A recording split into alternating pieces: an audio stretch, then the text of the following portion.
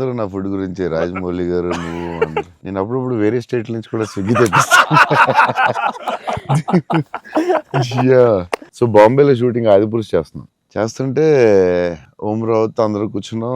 అందరూ cheat meal ఆ రోజు సీరియస్ స్పెషల్ ఏం చేద్దాం, బాంబే కాదు నీకు స్పెషల్ ఫుడ్ తెప్పిస్తాను. ఏం చెప్పిస్తానంటే చెన్నై ఫుడ్ తెప్పిస్తాను. ఓకే అయితే చెన్నై ఫుడ్ అని చెప్పి వెయిట్ చేస్తున్నాడు. 10 అయింది, 9 అయింది, ఏంటిది ఫుడ్ రావట్లేదు, నువ్వు ఇవన్నీ తినకు ఈ రోజు చెన్నై ఫుడ్ తినాలని. సరే ఓకే వెయిట్ చేస్తున్నా. 2 hours అయింది, ఇంకెంతసేపు అనండి. ఉండి మరి రావాలి కదా, వస్తుందండి. ఎక్కడి నుంచి వస్తుందండి? చెన్నై నుంచి వస్తుంది. చెన్నై నుంచి రావడం ఫుడ్.